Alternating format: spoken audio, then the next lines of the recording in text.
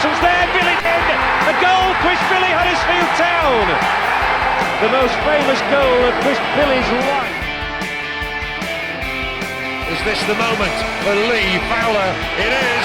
Take your place in Division 2, Huddersfield Town.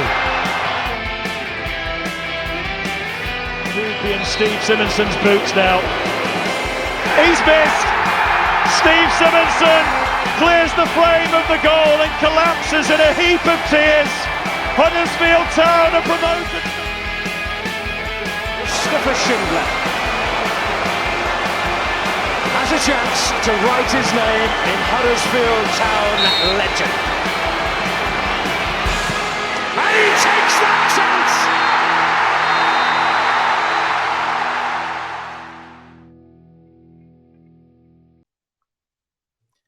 Hello and welcome to the Andy Takes That Chance podcast, the podcast where predictions don't always come true. As the nation was shaken this afternoon by the sound of the National Emergency Alert System, Town fans have lobbied for the next one to be at 1 minute past 3 on a Saturday afternoon to awaken the Terriers from yet another slumbering start. This week, Town's opponents were Peterborough, sat rock bottom of the league, and with the idiots from the driving show predicting a resounding victory, Town delivered the win, but by just the odd goal after a woeful opening hour. With me this week, over from Nuts Corner, Northern Ireland, in an exchange with Dion Charles, we have John McNamara, and back from his veggie trails, it's the Carrot Man, Ian Carrot Roy Silk. How are we doing, boys? Oh, Matt, right, hang on. You can't throw us under the bus on the driving prediction this early, because there's a moment in this game that if Joe Taylor does what he should do, I think we're not quite spot on with a 4-0 prediction, but I think 4-1 was on the cards, right? So there was the width of a post and Castledine following up missing between us getting it nearly right, I think, and what actually happened. Maybe. Right, so before we get going, let's just throw another one out to the Patreon. So thank you to all the new subscribers on Patreon. It's very much appreciated. We just need a couple more now. We're pushing for 1,000 subscribers. Like I say, free or paid, either way, we want that number 1,000, and then we'll do a few competitions and maybe throw out some freebies, etc. So it will be the only place where you can listen to the Peter Clark Cult Heroes episode, which I promise I will start to edit next week. And then if we lose to Bradford, I'll throw it out to cheer everyone up. I think that sounds like a deal, doesn't it? So remember, www.takesthatchance.com. Easy. Put your email address in, set a password, off you pop. Right. So those 4-0 predictions, killer, ringing in our ears. We walked to the ground and we were greeted by the following stats from the Cosmoceratops on WhatsApp, which says Posh have scored twice in their last 5 games. They haven't won in 14 attempts. They haven't kept a clean sheet in 14 matches. It was at this point I regretted my prediction, and I was really hoping that good old Charity FC wouldn't turn up like they did at Blackpool, but for 55 minutes, they probably did. I think you have to give a lot of credit to Peterborough, first and foremost. They made 4 changes, which I think threw the cat amongst the pigeons, so they made a number of signings on deadline day, and they threw them all in. Harry Leonard, the striker, decent player. They had Mendy, didn't they, on the left-hand side with, was it O'Connor, the left-back that they got from Wrexham? So they threw, the entire left-hand side was new. And I think it threw Town a little bit. They played a 4-1-4-1 system, didn't they? And to be fair to them, they started the game with a little bit more intent than we imagined. But just to go to Town, the main talking point for Town as well, Killer, was Jack Watmough. We wanted him back in, didn't we, on the drive-in? We can take this one as a win, can't we, if we take the 4-0 as a loss. We thought Jack Watmough would come back in. We thought we needed that little bit of experience, didn't we, just to guide them through, especially with next week coming up as well. And then he got injured at half-time, so he went off holding his calf, which I'm really hoping that he's going to be all right and he's fit, and it was just a precaution. But I think Jack Watmough coming back in, he looked pretty solid. He looked fairly good, didn't he, Killer? And him and Lowe next to each other, and like you said on the drive-in, he brings a little bit more out of Joe Lowe as well. And the back four looked untroubled, I would say, for most of it. There was the penalty shout for Peterborough, which was definitely Leonard put his leg in on Rowan first, and then it collided. So there's no chance that was a penalty. Sorry, Cozzy, I know you thought it was on WhatsApp, but other than that, they looked pretty solid, didn't they? And I think Watmore made a little bit of a difference to that, and he was quick at playing the ball out as well. Absolutely, Matt. And I think if you, again, jump to the second half without Watmore, you can see what he does bring to the team in that first half, in that offensively we're not fantastic, and we'll break that down a little bit shortly. But defensively, whilst not being great going forward, we were fine. We were solid. I like Watmore. And I think if he's out for an extended period of time now, that's a worry. I don't think he will be. It didn't look that kind of an injury, did it? It looked a little bit more of a bump, a little knock. But we conceded 2 goals in the second half and nothing in the first half. And that tells you exactly how influential I think he is. I don't just think it's his playing ability. I think his organisation is much better. And now, to be fair, it was similar when the old version of Tom Lees used to play for us, where we always looked much better with him in the side. And it wasn't, again, he didn't stand out as a brilliant superstar or anything like that. He organised it and made us look better. And I think that's what Watmore brings to us, Matt. But we got the lineup spot on. So like you say, we'll take that win. And you're right, that Peterborough lineup was unexpected. It was a bit last kind of gasp saloon, wasn't it, really, for Ferguson? He was speaking about the game prior to it, saying it was a rebuild and whatnot. And like you say, he's put 4 new guys in for this one. Tom Lee's played as well, and he only joined before Leyton Orient in midweek. So it's not like this is a team that's settled. They were panicking. And I do actually think that makes it harder for Town and maybe a little bit of an extenuating circumstance on how the game started, in that they went with a new system. Kevin Russell had brought in a desire for a 3-5-2. And whilst it were a 4-1-4-1, Morgan played a little bit further forward at times as well. Like, it was a little bit lopsided. There was some Kevin Russell effect going on with Ferguson there, but that's what they have to do because it's not worked for Peterborough up until Saturday. So they went with something a little bit unknown. And I think Town really suffered from that at the beginning, whilst being pretty solid at the back. John, you were over for the game, weren't you? That's we've got you on the pod. You're over. You sat there in a sex hotel in Huddersfield at the minute, waiting for the knock at your door. Thank you. So let's be honest. The first half was pretty revolting, really, in a lot of ways. It wasn't until the 35th minute that Town had the first shot at the goal, and it was on target. Harness. We only had 3 in the first half to Peterborough's 0. Town were unbelievably lethargic again, which kind of matched the game last week against Barnsley as well. And I felt like Town's press from the front was the root of quite a lot of issues. I thought Taylor was sort of slow to activate the press in the first half. And when he finally went, he wasn't really supported either by Ruskin-Wiles and Harness. And Peterborough just kind of knocked the ball around him and into Collins in midfield, and off they went. And I thought Collins was really good for them. And I thought Brandon Kaler was actually really good in the first half as well. He's a good young player. Even though the stats were 51% possession in Town's favour, it kind of felt like Peterborough had more of the ball, didn't it? And maybe that's just the frustration of it seeping in a little bit, because I think the crowd was weird, wasn't it? It was very low. Usually when the kids are back at school, people have finished holidaying, etc., the crowds go back up. The crowds have gone down, which I thought was really strange. It was, honestly, I thought there was about 9,000 there yesterday. I know maybe Peterborough isn't on everybody's must-watch list for Town, maybe, I don't know. But it was a really strange first half. The crowd was sort of lulled. It was lethargic on the pitch. Peterborough, I thought, to their credit, didn't play like a team bottom of the league. I thought they will come out of the game with a lot of little points that they can take away and work on, and they'll be quite happy with things. I know they lost the game, but I think there'll be a lot of points whereby they'll say, right, we did this well, we did this well, we did this well. It's just in the final third for them where it needs to click a little bit more. But Town themselves, it was just a really stodgy first half, wasn't it? And frustrating. And you sat in the same stand as me, and we all heard Gerrit Forrard a million times, didn't we, from some of the older blocks behind us. I don't think we need to linger on the first half for too long, because it was just pretty crap, really, to be blunt, wasn't it? Yeah. So, well, firstly, I just want to say that I'm very disturbed that you mentioned a place that is literally 2 minutes from my house. So, in the intro, so I don't know how you know where I live in Northern Ireland, but it's kind of creepy. There's only one place you could live in Northern Ireland, and that's Nuts Corner. It has to be. It has to be. It's the only place that makes sense on the map. When you said that, I was like, my God, he's stalking me again.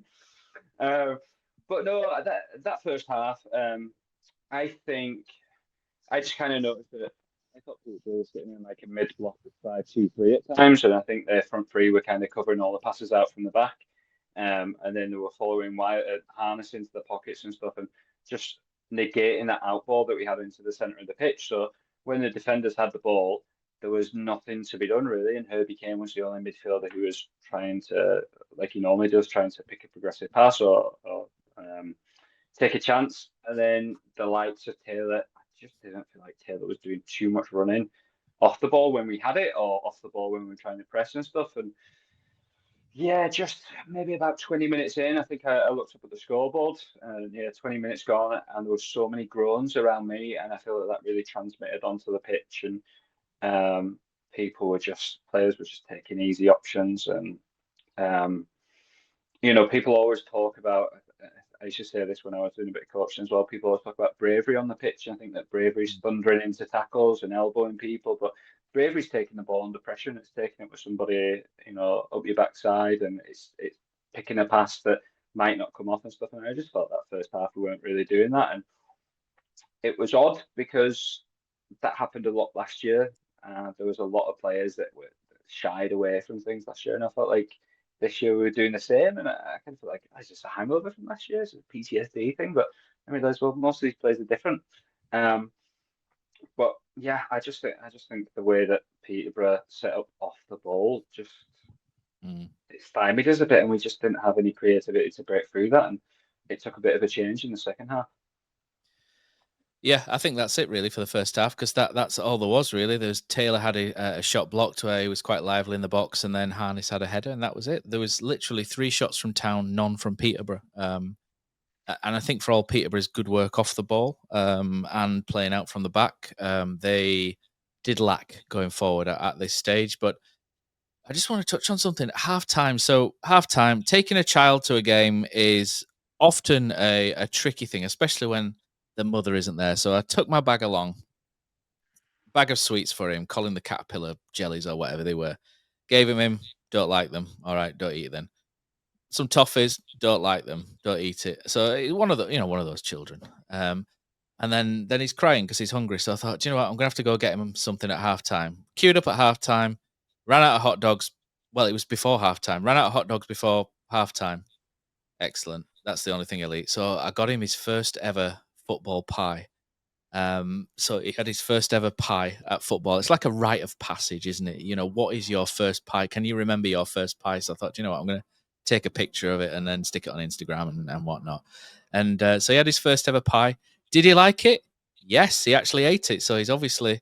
So that's the paternity test killer isn't needed. I know he's mine, so it's all good.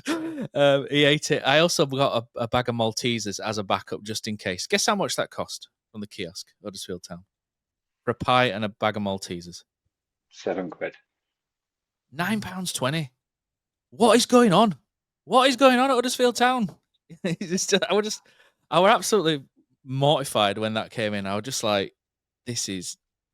I wasn't happy at that time, but you have little choice. But honestly, £9.20 for a pie and a bag of Maltesers is scandalous. It's scandalous. That's why the food kiosks don't do very well with trade, by the way, because it's a rip-off. But anyway, moving on. But he did like the pie, so maybe it's money well spent in the end. So, and he ate the Maltesers, so there we go.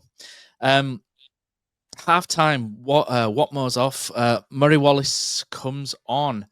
And Murray Wallace did all, apart from 2 incidents where he got caught out quite badly, and they both led to goals, which is why I've given him a 5 on my player ratings rather than, I think Steve gave him a 7 on We Are Terriers, but I gave him a 5 basically because he missed 2 headers, which cost us 2 goals. And other than that, he was absolutely fine, perfectly fine. It's just 2 incidents. I have to mark him down.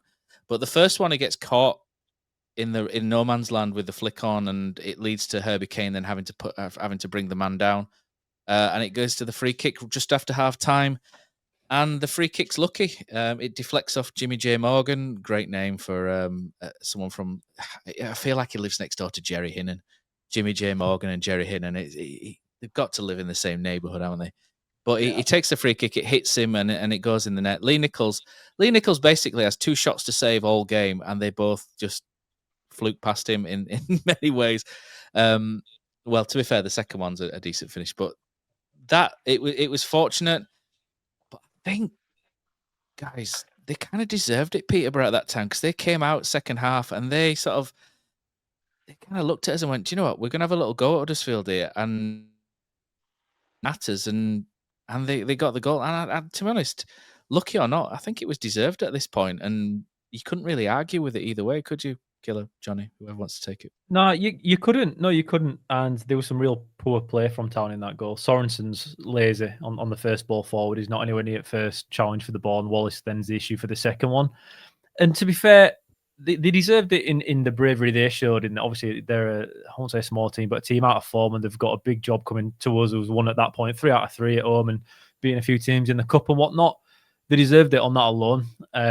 That normally doesn't get you anything, but it managed to put them 1-0 up yesterday. And for Nichols, he couldn't do much for that goal. That's what, if you get a free kick that far out. I'll tell you what though, Herbie Kane didn't look at that line one bit. He's nearly on the free kick taker when he takes a first shot. He charges that ball down and didn't get anywhere near it, but charges down.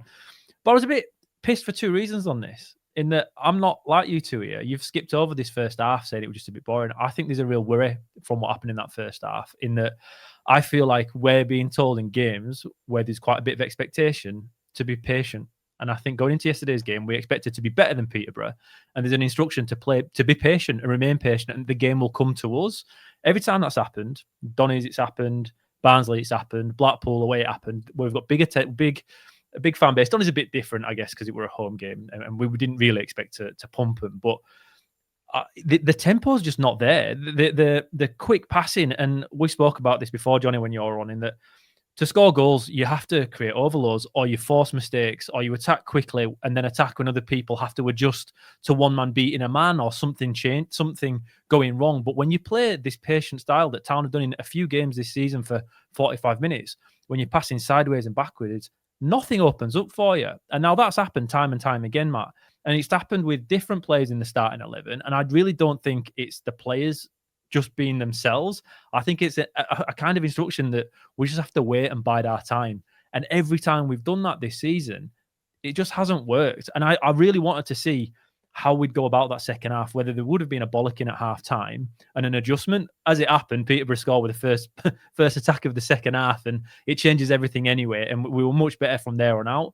But we can't have 45 minutes like we did yesterday. With Peterborough at home, they've scored 2 goals. They conceded 11 before that. They're the worst team in every single situation. And whilst I've caveated it in regards to them putting a new team out in a new system and being a bit of an unknown, and we have to adjust for that, and that does take time, we're still better than what we put out in that first 45 minutes. And Doncaster should have beaten us when we put out a poor 45 minutes against them. And for no reason other than luck, we were still in that game at halftime and managed to turn it around in the second half. And at the moment, our squad depth gets us out a lot of problems. But as the season goes on and injuries sneak in, that's not available every single game, even when you've got a squad the size of ours.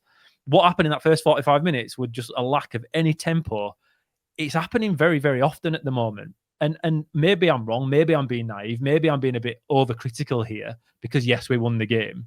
But the way we go about certain halves just doesn't sit well with me. And maybe I am wrong, maybe it's just players just not following instructions. But it looks like it's a tempo issue to me. It looks like it's we're waiting to see what happens, and that just doesn't go too well.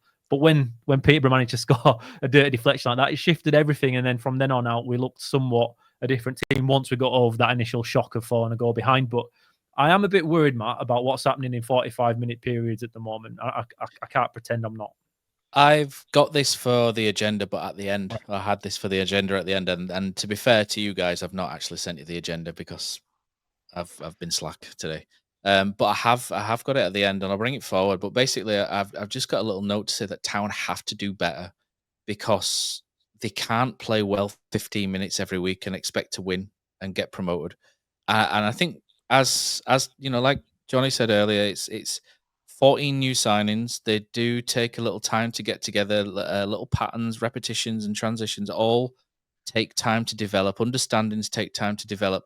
So there is a learning period, and I think people are quite aware of that.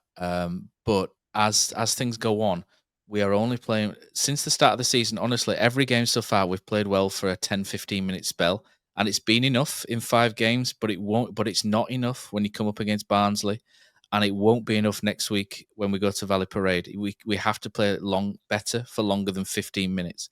And fortunately against Peterborough, 15 minutes was enough. But over the course of the season, it's not going to be. It needs to ramp up, and I think it will ramp up. I think it's just teething difficulties in certain situations. The tempo was revolting yesterday. It was awful. But I think a lot of that is we have this discussion every week, don't we, Killer? And at this point, we can bring in the Wiles and Ruskin discussion. I thought they were both awful on Saturday. I don't want to dig them out too much. Wiles was fantastic when he came on against Doncaster. He changed the game. Against Barnsley, and yesterday he was really poor. Ruskin against Barnsley and yesterday, really poor. They will have better games than what they showed yesterday. I touched on it a little bit that they didn't really back up the press. Harness was a little bit better, but not much better, to be fair to them. But I just felt Taylor was a little bit isolated as well in that first half. They weren't really supported. But I think another point as well is Ledson and Kane also played really poorly in that first half as well. They couldn't get the ball into the final third really towards Harness. And when they did, Harness was marked. But I just felt Ruskin offered very little in that final third in the way of movement because, as I keep saying every week, he is not a winger. He's a fullback who makes overlapping runs. If he starts high, he struggles. He has to overlap when the ball's been played. That is his strength. So he has to start deeper to overlap. Otherwise, the position's alien to him. Like you said, Killer, the other day, he's made 15 appearances on the wing in his entire career. It's a learn, it's a teething thing. Ben Wiles is a player people love to hate, isn't he? Killer, you froth about this, and you did froth a little bit before we went on air about it. You are the great defender of Ben Wiles and the Ben Wiles faith. He does things well. Not to bring in other podcasts too much, but I think if you read Steve's conclusions, I think they make a lot of mention about how they don't really see Wiles as a natural number 10. And I'm of a similar... is a number 10, but I just... he's either a box-to-box 8 or a number 10, but I don't think his style is particularly well suited to what we've seen so far with Lee Grant. I don't think he shows enough before the striker, and I don't think he's one of those that's able to take the ball on the half turn and then spin out and then play someone in. It's not his game. He's the one who you play the ball through to, and then but the problem is if you've not got Harness being able to get a foothold in that final third, you can't get the ball into the final third to then play the ball to Ben Wiles to make those runs. So Ben Wiles goes missing because you can't link to get to him. Basically, it's a missing link before Ben Wiles, which is why Ben Wiles goes missing. And that makes Ben Wiles look shit, basically, when it's not always Ben Wiles. And that's where you come from, Killer, isn't it? That's the angle you come from. And it's quite right. But I also think Ben Wiles lacks the ability to change what he does. And we had this conversation beforehand that these are League One players and you will get this. But the problem with Ben Wiles is that he, at this stage of his career, isn't going to adapt his game and become that Izzy Brown type number 10 who can then take the ball and brush people off and go on a run, etc., and then whip the ball in the net. That's not what he does. What happens is Ben Wiles goes off and someone comes on to change the game, and that's what happened. The substitutes were perfect, and Jerry keeps these stats, doesn't he? That's 9 goals. So we're the top scorers in the league with 14. 9 of those 14 have come after we've made 3 substitutions, which shows, like you said, Killer, the strength in depth that Huddersfield Town have got, the ability to change games.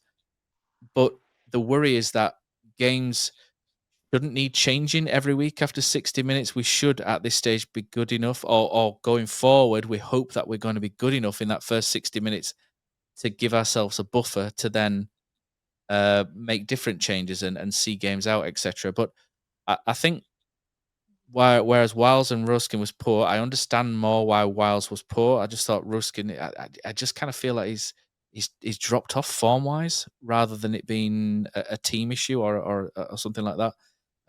When Will Alves came on, and it was great to hear Oggy say Will Alves on the commentary afterwards as well. I'm pleased about that. Everything felt right in the world for 5 minutes when Oggy was saying Will Alves, and him and Castledine just made Town so much better so quickly, and they were both fantastic. As much as you like Leo Castledine as well, don't you? It's not Wiles or Castledine thing. Castledine was better because he was able to get closer to Taylor, and he was able to take the ball in tight areas and turn and bring people in. And what happened then is that made Peterborough become more central and more focused towards Alves and Castledine, and that opened up Sorensen down the flank. And those substitutes then opened up Sorensen, and Sorensen was brilliant from this moment. I thought Sorensen was okay actually in the first half. I thought he was one of the better players.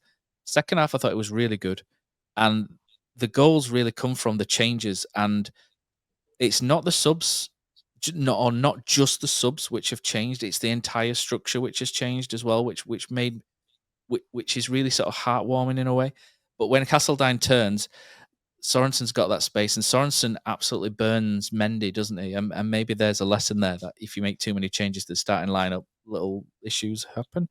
But Sorensen does brilliant, and then Alves is in a position which you're not going to see Ruskin attack. Ruskin will probably be a bit wider in that, but Alves sees it straight away, and it's a brilliant goal, really, from Sorensen and Town. At this point, I think I sat there, I thought, right, we'll be okay now. We've got the goal, we've made the changes, we're back in this. And for the next 15 minutes, Town looked like a very good side, didn't they?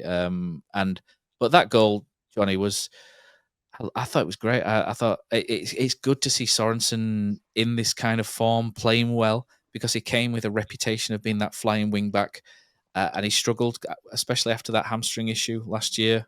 Who didn't have a hamstring issue last year? But he was good again, and it's not his first good performance this year. So it was nice to be able to give him a man of the match in the player ratings, because he's had it coming for a couple of weeks now.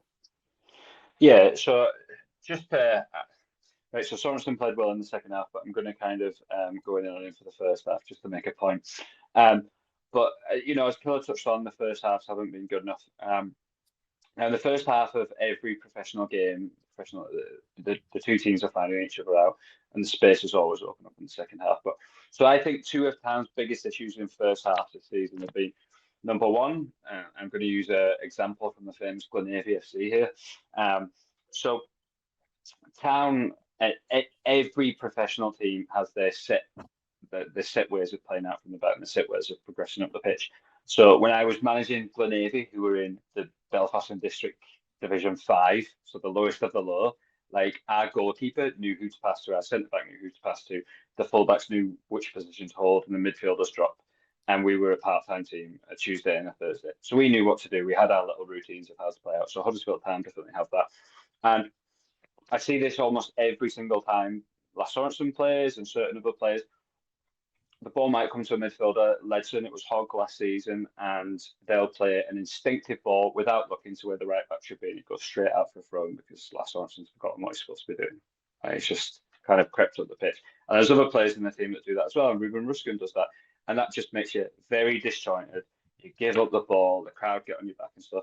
And then just touching on Ruben Ruskin as well, he's another one of those players that he's not a natural winger, so he doesn't know where to stand. So he's not holding the right position, so the team's just completely disjointed. So it's no wonder that in the first half of games, with all those issues, that we've really, really struggled. I understand it's a tempo thing as well, but I feel like in the second half of games, we make changes, and I think changes that really, really change that dynamic. So yesterday when Castledine and Will Alves came on, for me, why that was so much more important is because I think you touched on it, Killer. When Castledine gets the ball, he turns in a very, very tight space. And when he turns in a tight space, not only does he beat his man and progress, but he also gives the other players, the opposition players, a sniff that they can get the ball off him, so they commit, and then space opens up. And it's the same with Will Alves. So spaces are opening up all over the pitch. Ben Wiles doesn't do that. I think Ben Wiles is good at what he does at times, but Ben Wiles thinks about what he's doing. He's very methodical about what he's doing. So he takes a touch, he looks up, he plays a pass, but there's none of that snap. And I think second half we had so much more of that. And again, you touched on it, Matt.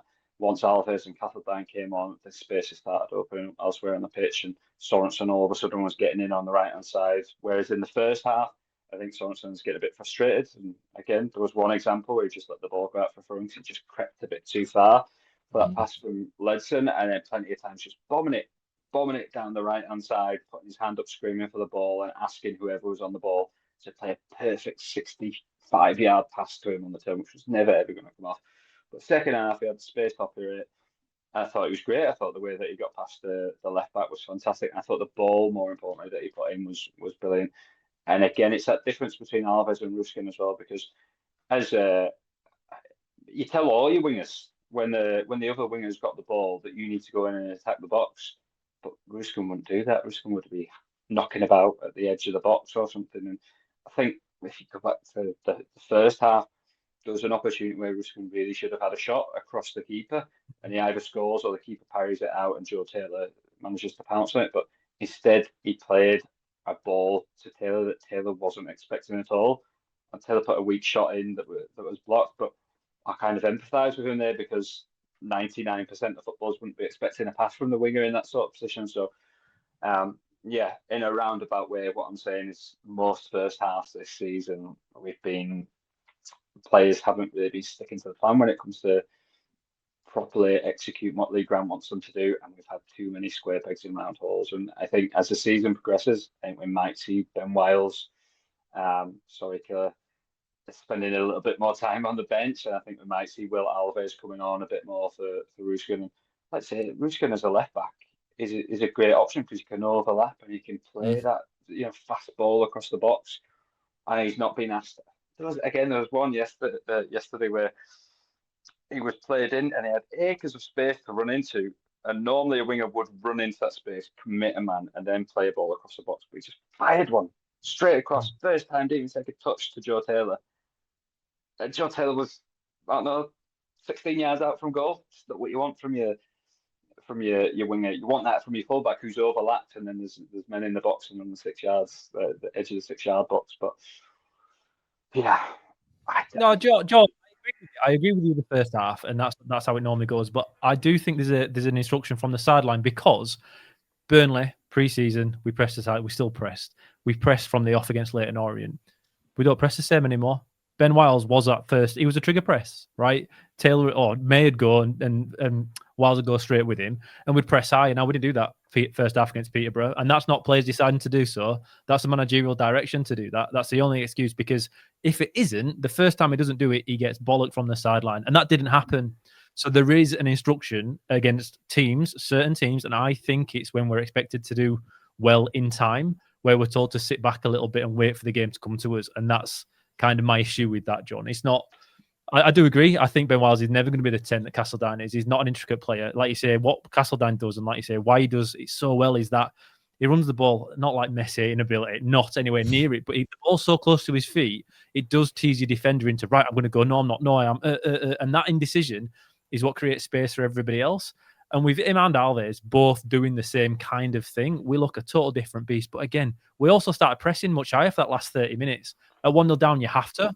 So I don't just think it's the individuals that made the biggest difference yesterday. It did somewhat, because I do think playing with Ruskin in certain games where your wingers have to be intricate and smart and have to think about how to play the position, it's sometimes like playing with 10 men, because he doesn't get in the right positions to help the rest of the team out. He doesn't. He's instinctive sometimes, and he can score the odd goal, but he doesn't offer much else in the game. And as we mentioned before this podcast, I think you can have one guy in a team that does that. But Joe Taylor is similar.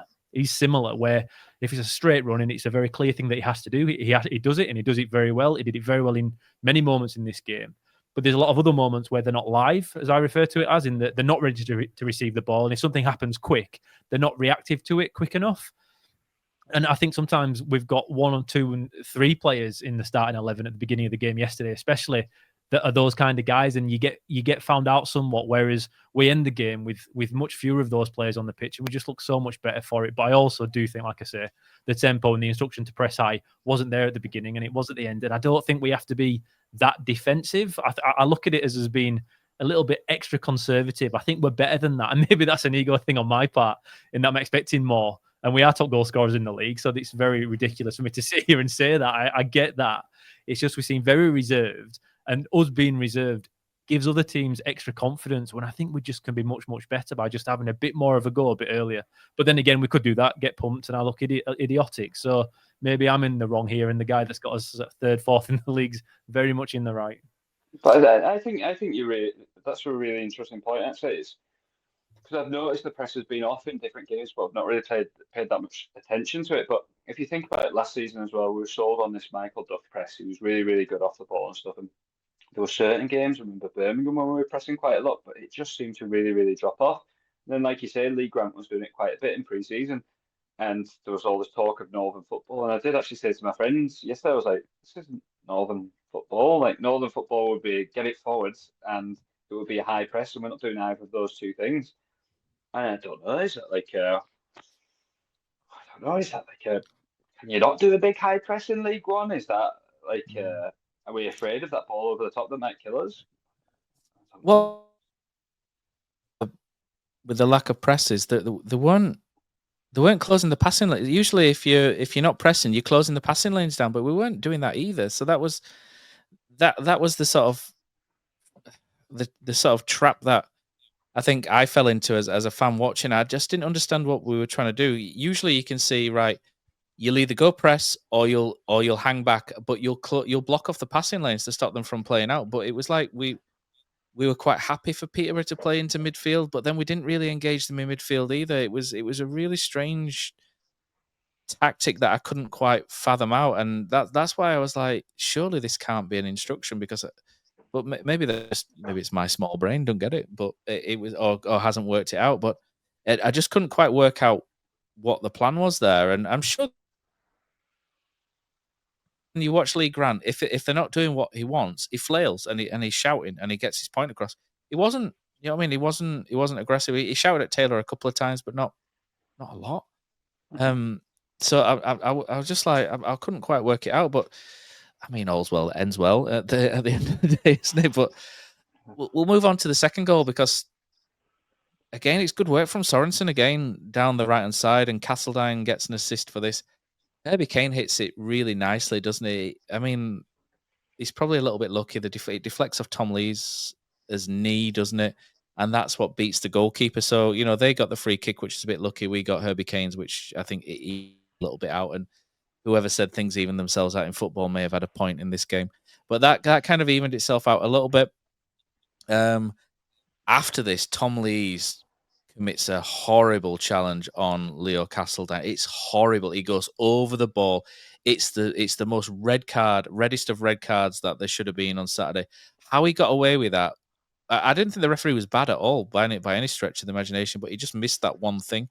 And for me, that was a stonewall red card, and Lee's got hooked just after that. But he went over the ball, missed it, and took Castledine out. And I was just like, how's he not sent him off for that? It was literally halfway up his shin over the top of the ball, and I was like, oh, maybe it's my crap eyes again. But I had my contact lenses in, so it can't have been too bad.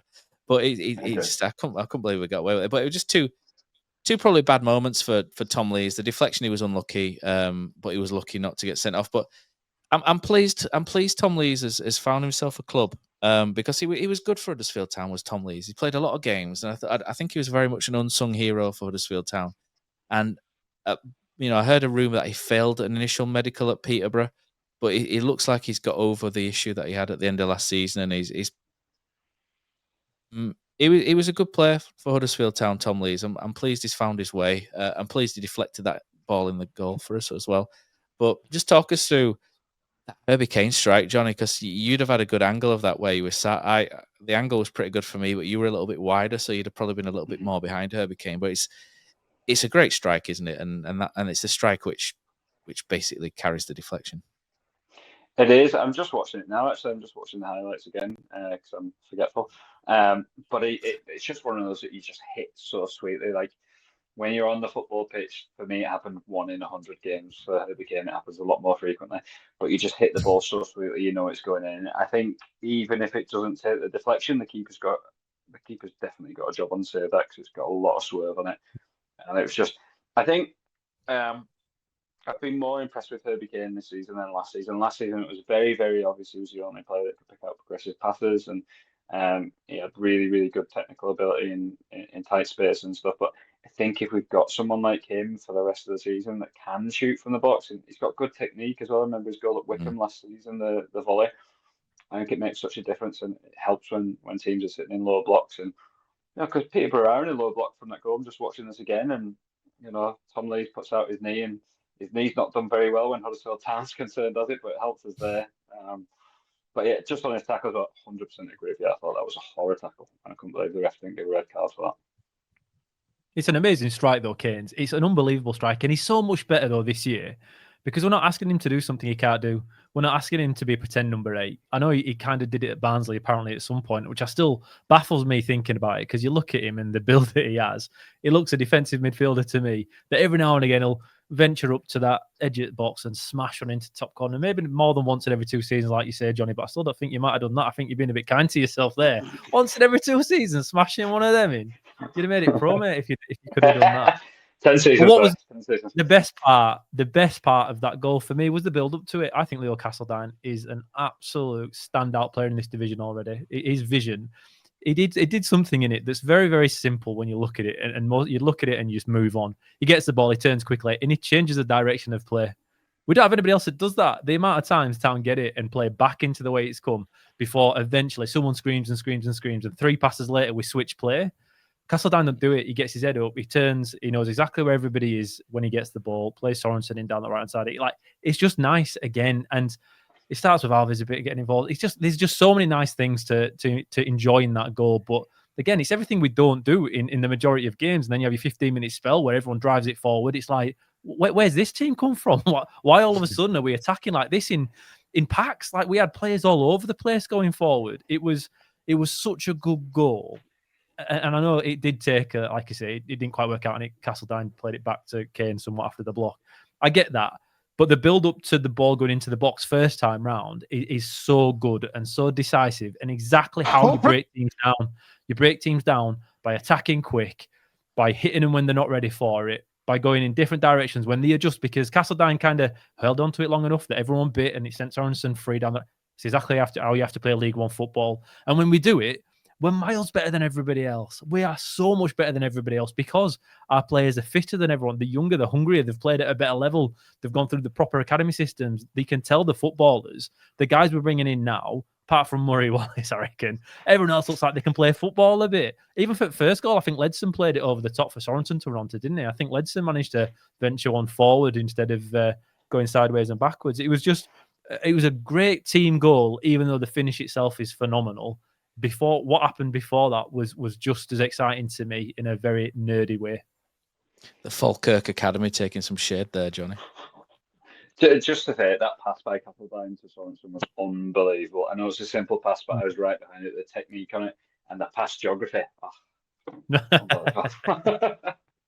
think just while we're talking about goals as well, I think what I missed, and it was quite amusing, was that the Peterborough first goal actually hits Jimmy J. Morgan up the arse and goes in. It's just an unbelievable. It's one of those things where you can only feels like it happens to Huddersfield Town. It doesn't, but it's one of those where it happens. You think this could only happen to us. I mean, it happens to half the teams in League One and League Two, but he whacks it. It hits the guy in the arse crack and then flies and then just sort of sends Nichols the wrong way into the net. It's just an unbelievable slapstick moment, really. And he runs away like he scored a 25-yarder, which I really rate that as well. How he did that. But just talking about that, Matt, did you see the bit where Murray Wallace was on his knees trying to make a tackle?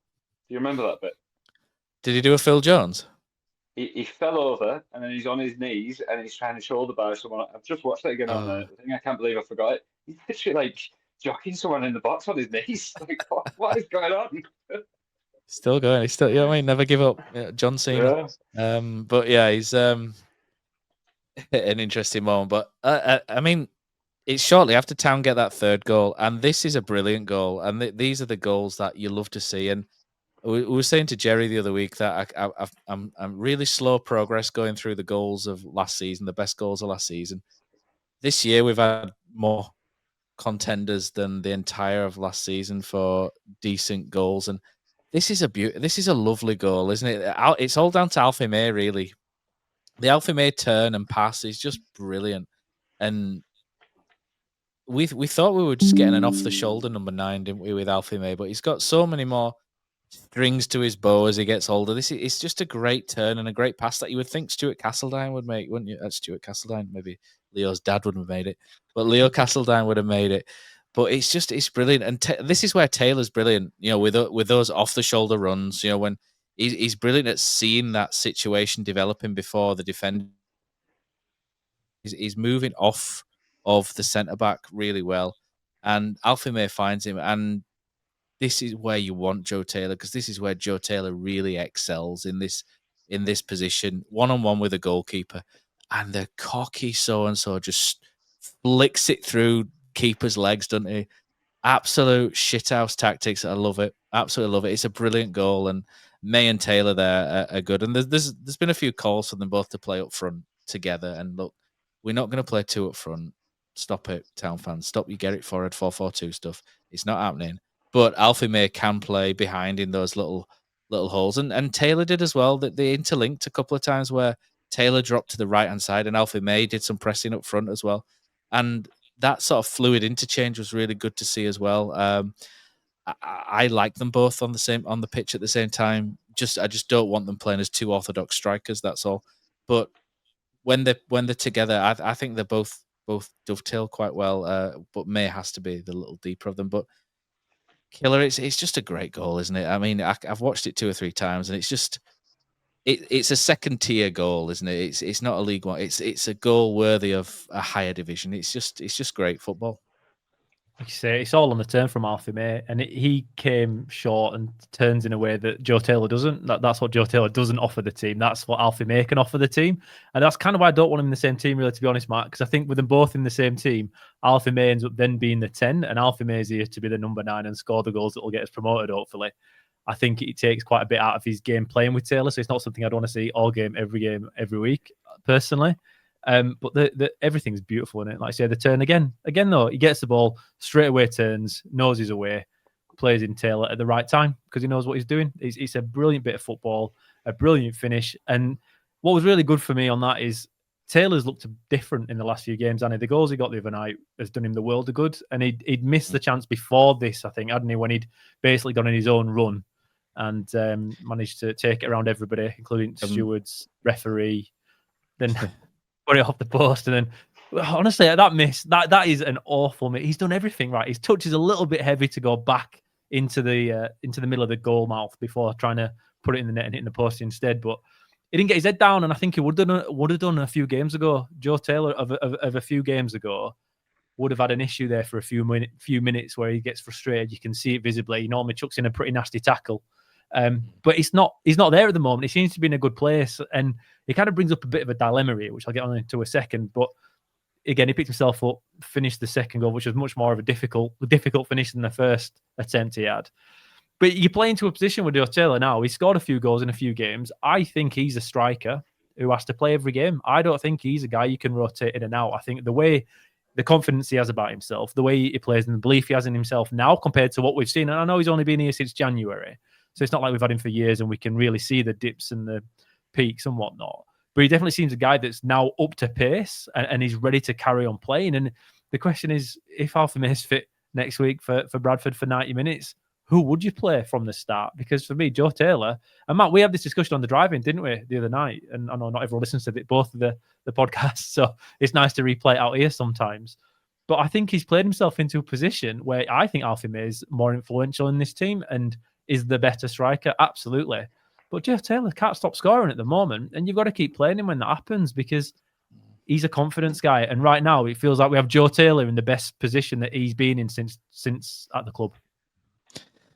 Neil made this point in the WhatsApp group, doesn't he? He's very sort of anti-rotation, isn't he? Or he's very much, play your best 11 every week, every game. But I don't really see it the same way. I think Grant has played a nucleus pretty much every time there's a league game and there's fit. Ledson and Kane play all the time. They don't get rotated. Joe Lowe plays if he's fit.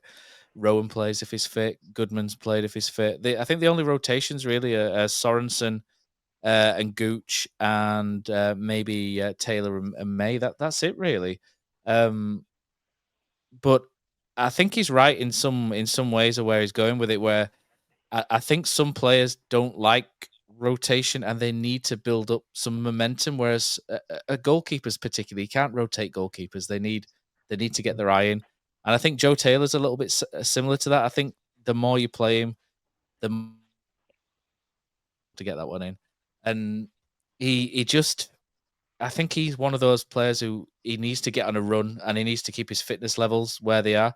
Alfie May, I think you can drop in and out quite happily. Harness, I think, is another one where I think he needs the run. Kane as well. But I think there's a lot of players you can sort of drop out. Rowan's another one where I think he needs to play to get up to speed. Whereas Sorensen, Gooch, Castledine, Wiles, Roskin, and some of the others, you can drop out more, and you don't notice the drop off in their performance.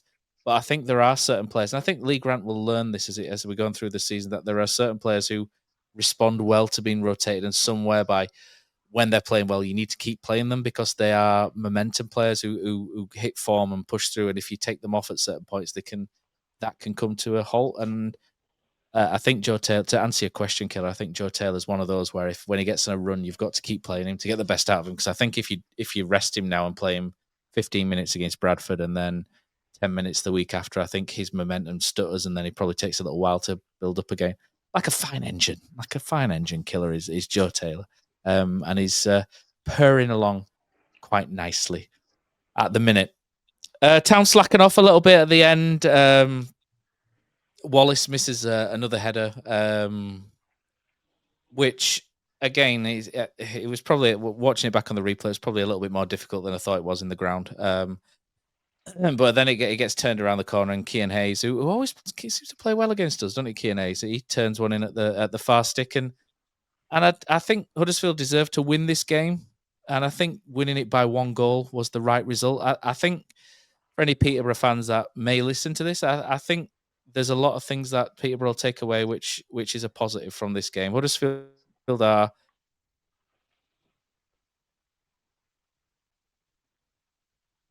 fair top scorers, etc., etc.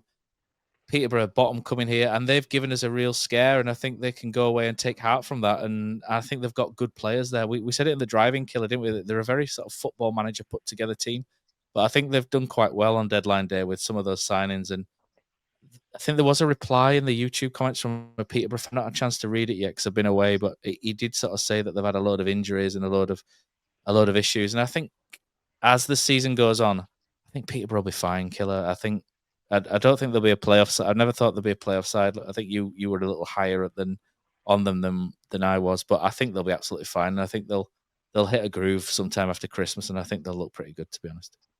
Yeah, they'll do. They will. I don't think they'll go down. I think they've brought in so many players, like you say, on deadline day, that they just need to find a few goals, and obviously managed to get a couple against us. And that, honestly, though, Matt, that second goal, the goal.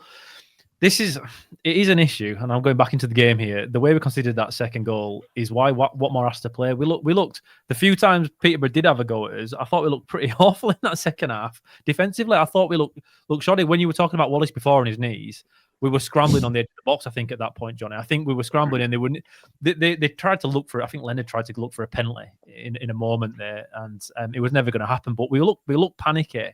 Whereas with Watmore playing, we don't. I don't feel like we do. We look a little bit more structured, but in there, Joe Lowe was all over the place for the second goal. It was Lowe was out. I think Sorensen took some blame for this, but he has to try and fill in, doesn't he? Nothing to do with Sorensen. What happened there is Lowe's followed his striker into midfield, and now Kasumu there as well.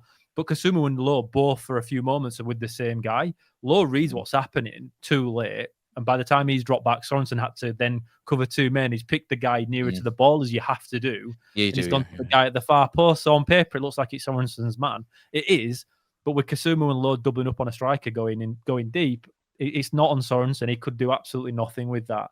But you can't give goals away as easily as that. And that's why Joe Lowe, for me, without Watmore next to him, he's better with Feeney than he is with Wallace for whatever reason. I'm not entirely sure, because you'd think it would be Wallace, the more experienced centre-back, that would give Lowe more confidence. But with Feeney, he looks a little bit better. Whereas with Watmore, he looks just like an absolute beast, which is what we need Joe Lowe to be. But when he was in there with Wallace, it looks a little bit more of an issue. It was a cheap goal. We didn't look very good at centre-back in the second half, which is fortunately we didn't have to be. But it is a bit of an issue. But that Peterborough side, Matt, like you say, they've spent money. They've brought in the right guys at the end of the window. They're just going to take a few games to get going. And listening to Ferguson afterwards in the post-match conference that he did, they spoke about being really happy with the performance, and that they thought they were the better team for the first half, which I agree with in some aspects, in that they followed their game plan better than our game plan. And he spoke about having to take Morgan off and Leonard off. He took the 2 strikers off, as he referred to them as, and them looking like pretty defeated after that, but they're not fit. And he was talking about in great depth that they've either brought guys down from the Championship who haven't been playing at all, so they need to get back up to fitness, and they're not quite there yet. They've been injured, they're not quite there yet, so they're doing pre-seasons behind the scenes, or young lads from the Premier League that have never played before. So they're trying to get them up to speed, and they're very much going through that rebuild now. And again, as we spoke about before, League One seasons are made in October, November, December. That's where you set the real foundations for the rest of the year. In August and September, you're figuring out, and that's very much what Peterborough are doing. They were much better than I thought they were going to be, Matt. Again, we did go through the player-by-player, and they looked okay. But the way they played football will trouble some teams. I just find it quite amazing that they've picked up next to no points before this, because even against Cardiff in the first game, they weren't that bad. They've just really had a poor run of it. I've enjoyed it because I don't like them, and I do hope it continues until Ferguson and Russell are gone. But I've squashed that beef. I don't mind them anymore. I mean, it is another defeat for Kevin Russell at Huddersfield, isn't it? As we'll move on, I mean, we had the discussion, didn't we, about Town have to do better than they are doing in first halves. Excuse me. I think we can kind of overlook that a little bit because we've won the game, so I think we can be happy with that, and I don't think we need to dig anybody out. But I think one thing I missed from the game, which I thought was great, was Joe Lowe won the ball. He came into midfield and he won the ball, and he went on a run where he went past a couple of players, and it reminded me of Michael Heffler against, I can't remember, it might have been QPR early in 2016, where he picked the ball up from the halfway line and ran to the left wing. And he almost got a 1-2 with Chris Lerver. And if he'd have scored on the end of it, it'd have been one of the best goals, I think, ever at the stadium. And I think everybody would have just erupted, but he just sort of fell over at the end of it. But Joe Lowe went on this run, and it was like shades of Michael Heffler. And he looked to play Joe Taylor through, and Joe Taylor didn't react to it. And the ball just kind of went away. And that was like, it was such a shame because it was brilliant from Joe Lowe, who is a player I think everybody's really liking so far. Because I think as a 23-year-old defender, I think he has the potential to move up a level, doesn't he? I think some of we'll cross the bridge when we come to it, but if we were lucky enough to go up another level for next season, I think there are some players who would be able to step up and some that wouldn't. Joe Lowe has got so much potential that he could step up and do quite well, given the right set of circumstances. So I quite like Joe Lowe so far. So things are going pretty well on that score. Johnny, sometimes you like to join the TTC squad, but you've been on the main roster, haven't you, for the last few weeks? So, mate, I think we just need to check the answer machine of ours, don't we? Hello. There is no one here to take your call, so for your convenience, we have answered it automatically. Now, don't hang up. When you hear the tone, leave your name and a brief message, and we will contact you upon our return. Hey guys, it's Marcus, just leaving a Peterborough review. Frustrating first half, really pedestrian, lacklustre. I thought that continued into the second half, and they could have defended the build up to the free kick a lot better. But after the substitutions, they suddenly came to life, and I thought the substitutes were really good. Castledine, Alves, Alfie May when he came on. I thought that they played really, really well, and they helped build the game. I thought they brought other players into the game, and brought Sorensen in, who I thought was massively influential in both in the first two for Town, and then Joe Taylor takes the third really well after he should have taken the previous chance. And then I thought Castledine should have also taken the follow up to that one, but yeah, I mean, it was one of those games, all's well that ends well. But yeah, if you play like that in the first half against other teams, you're going to get punished, so need to be a lot better. But up the Town. Hello, it's Jerry Hennon checking in after Town 3, Posh 2. Not much to say about the first half. The first half was crap. The thing about this Town team, though, that we've learned is that they don't play two halves of crap football, though. Came back in the second, I think responded really well to going behind, I think a bit unfortunately with yet another deflected goal. Obviously scored the 3, could have had the 4th. And we all want the storming, dominant, 4-5-0 win that says, oh, well, Town are definitely auto promotion contenders. But there's also something to be said about just not playing two bad halves of football and coming away with 3 points. Like, they haven't had that huge victory, but they also haven't had like the 3-1 loss to Northampton Town at home, which they'd had by this point last year. So encouraged by that. Up the Town. Billy Town here. Well, I mean, that wasn't a great game, was it? But it also wasn't awful, like some people seem to be suggesting. I don't think anyone had an amazing game, though, to be honest. I think Sorensen had a really solid game on the right. Watmo, I think, was my man of the match in the first half. I'm assuming it's an injury. Haven't heard any updates on that one. I think it's just an example of how you need to learn to play with people already, and churning over 14 different squad players is going to have games like that. So yeah, it does need to change soon. It needs to get a little bit more gelled, but I think the team that finished the game, minus possibly probably Watmo for Wallace, and arguably Goodman, or arguments over Goodman and Gooch, I think that would be our first choice 11 at the minute. But we'll see. On to the next game. And there we go. That's the voicemail checked for this week. So thank you to those that have left us a message. If you want to do so, join our Discord channel. You can do that by signing up to www.takesthatchance.com.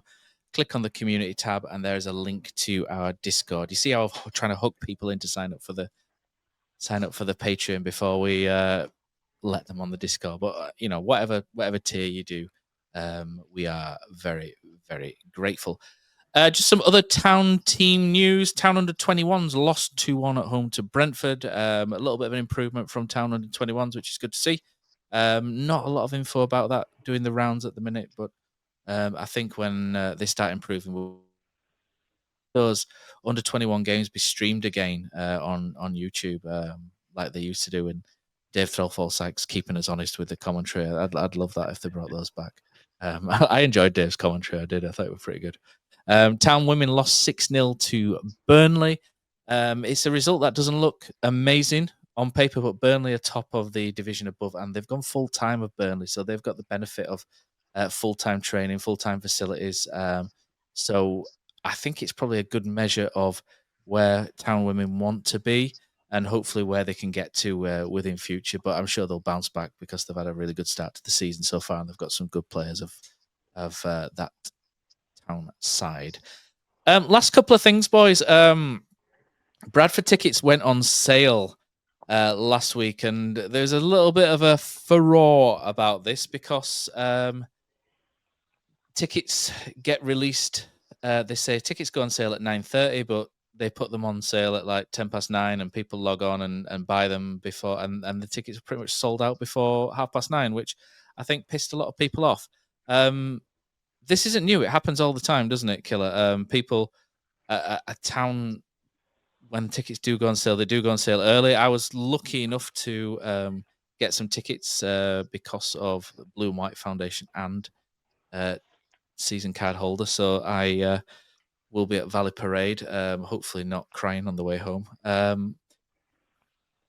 What do you think of this, Killer? Because I think Town. It didn't.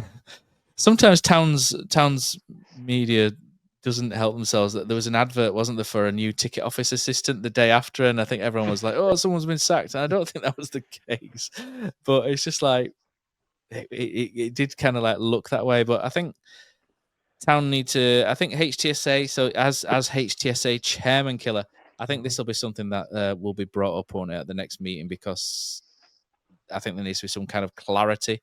To borrow a phrase from Mr. Fotheringham about when tickets go on sale and how Town fans can be expected to pick them up and not miss out.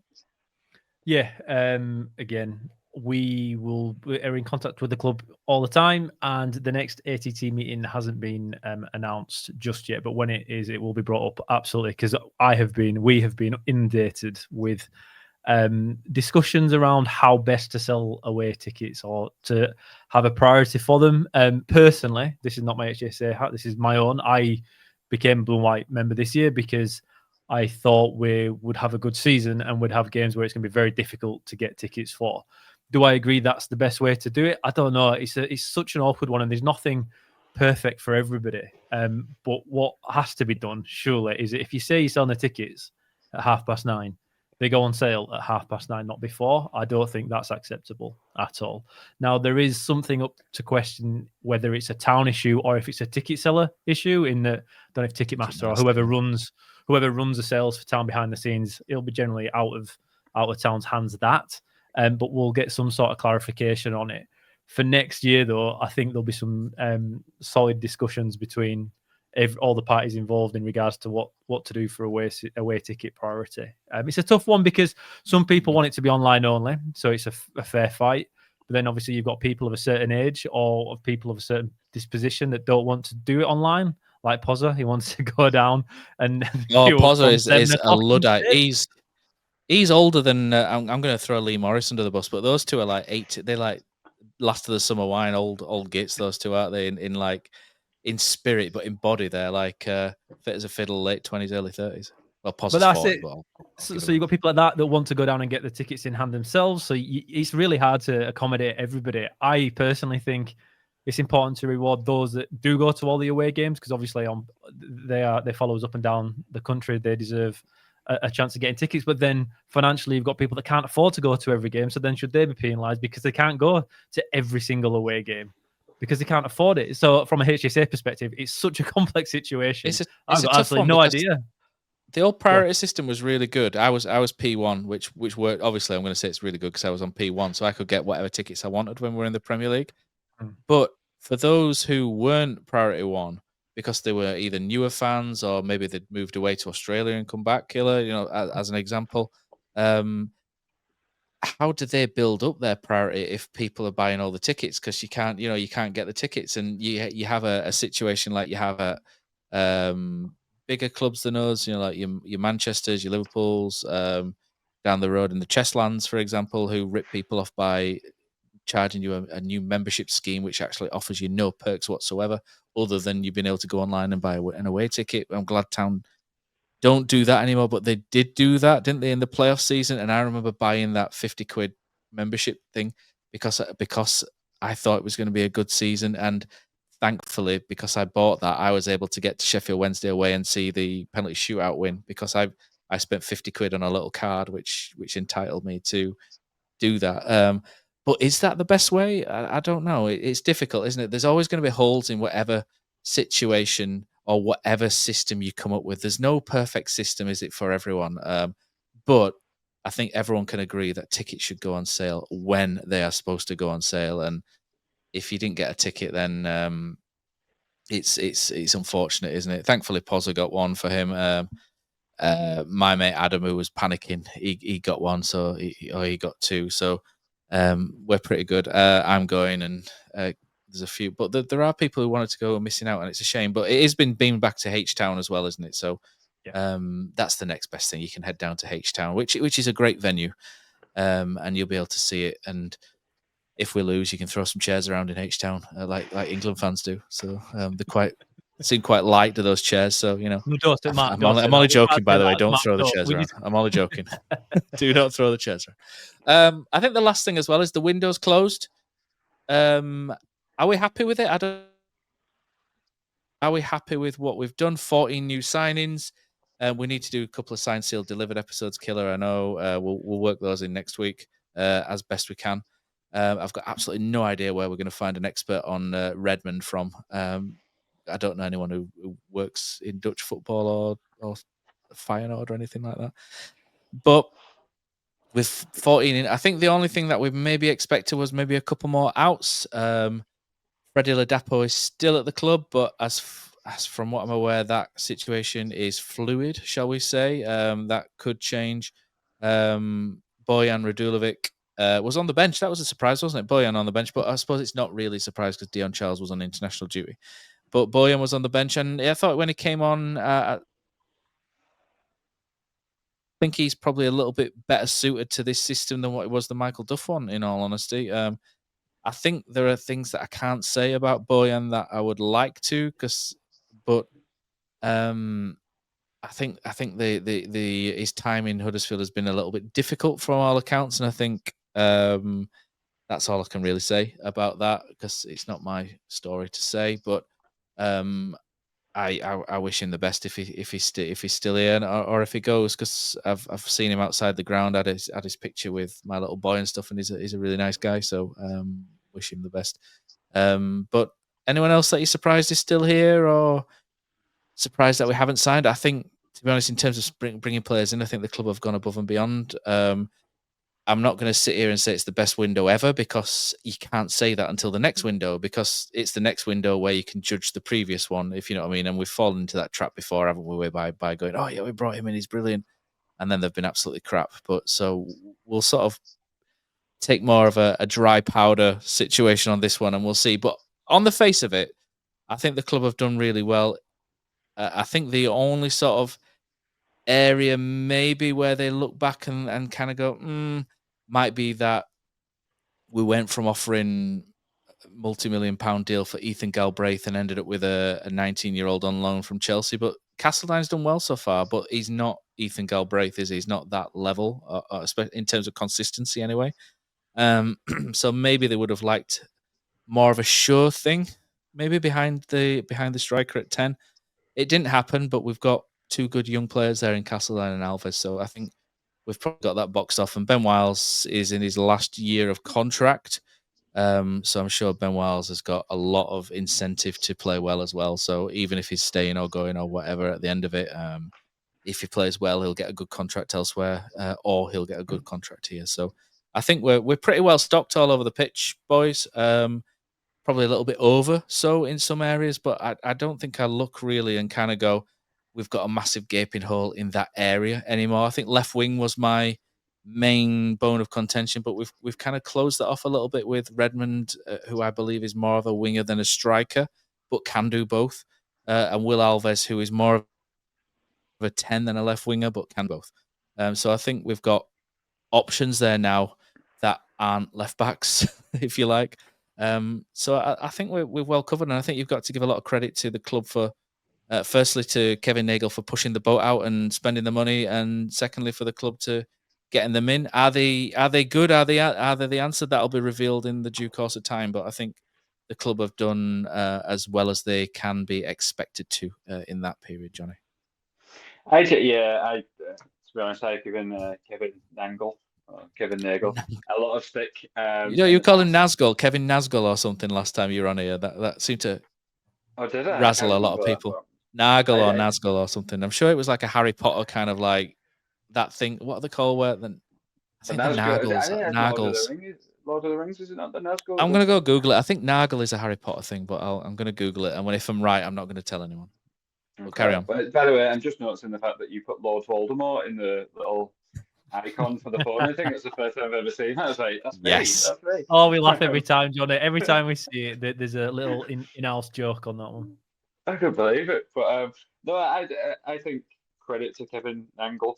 I don't want to sound like you meant Terrier Jack from the Discord, but I do think it's been a really, really good transfer window. I thought calling out Terrier Jack. I know I said I'd do it last week, so I'm going to do it this week. But yeah, I think I was expecting to go into the season with a lot of holes in the team, because you don't get rid of that many players and then replace them with better players. But I think in the main we have, like we really, really have.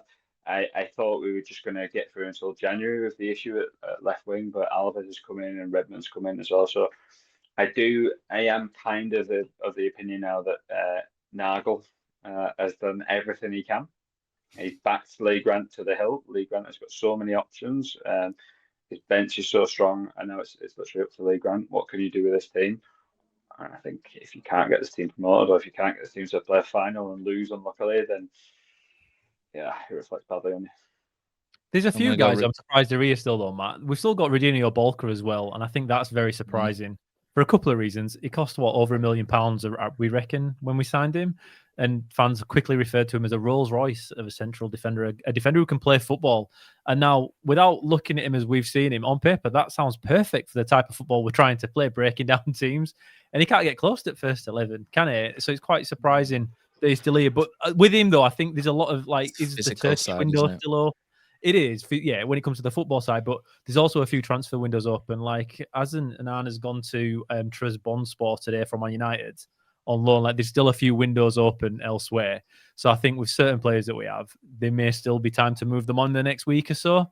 And he could be one between him, Bojan still here, Ladapo. I didn't think he'd be here at this point. That's more or less it. Maybe Anthony Evans if he'd have stayed fit. I'm not entirely sure. He was linked, wasn't he, with a few places. Him or Wiles. I think one of them at that point would have been like excessive. We wouldn't have needed them both. So I think there might have been a decision there. But we are squad heavy, Matt. But the best thing about it is when you look back at this window, I don't think we win this game if we've not brought in Alves and Castledine late on. I don't think we win that. And I think that'll happen again and again and again between now and January. So the window itself as a whole was massive, as we know, Matt, right? Because the amount of sign seal delivers we've done on centre-backs, I never want to go there again, to be honest, Matt. Next time we sign another centre-back, someone else can step up, because I think I've used every single superlative for a centre-back that I've got. I think we've run out of words for it. So at least we didn't go back there late on in the window. But the back end of the transfer window, Matt, has filled gaps that you could visibly see on the pitch. And let's be honest, for the entire tenure that Mark Cartwright was in charge or had a big say on the players we brought in, that didn't happen. That did not happen, in that we had holes in the squad and we didn't bring in the right pieces, or we brought in guys that, even at the time when we brought in Charles and Taylor at the same time, we're thinking, well, we don't need both of them. We don't need two guys to do that one job of the same style of player. We needed a big unit, and that never happened.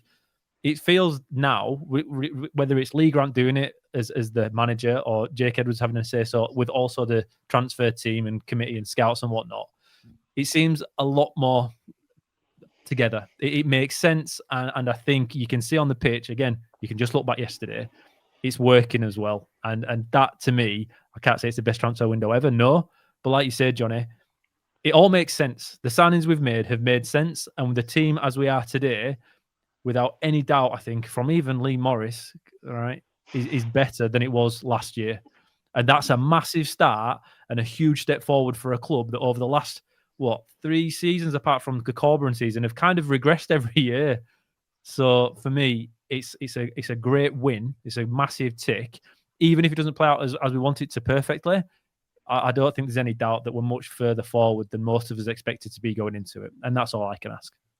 We've dug Lee Morris out twice, haven't we? But I think if we're going to dig him out a couple of times, I think we should mention his heritage work that he does as well, which is brilliant. So have a look on the HTSA heritage site. And the program, his writing is genuinely very, very good, and the interviews are good. So check them out. That's so he doesn't send me an angry WhatsApp message later on if he listens.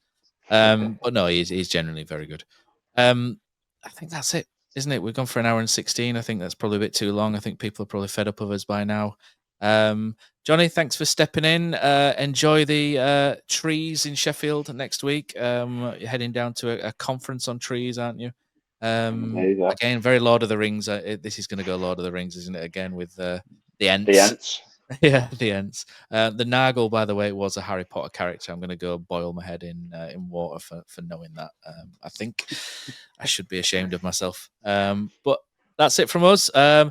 Big game next week at Valley Parade. Me and Killer will be back with the drive-in during the week. Killer, I'm sure there'll be an episode of the Town Social to get your teeth into as well at some point this week with Nick back from holiday. Gaz was there on Saturday. Poor lad sat by himself because Killer had binned him off. And the K-Maker will be back as well. He's back from holiday as well. So look out for the boys, look out for the drive-in, and sign up for the Patreon, and we will love you forever.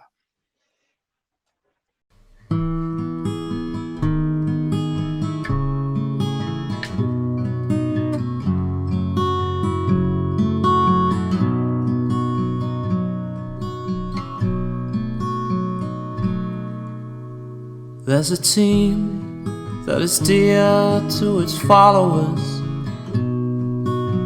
The colours are bright blue and white. They're a team of renown, and they're the pride of the town. And the game of football is their delight. And all the while upon the field of play, thousands loudly cheer them on the way. Often you can hear them say, who can beat the town today? And then the bells bells will ring so merrily, and every goal shall be a memory. So town, play up and bring that cup back to Huddersfield. So town, play up and bring the cup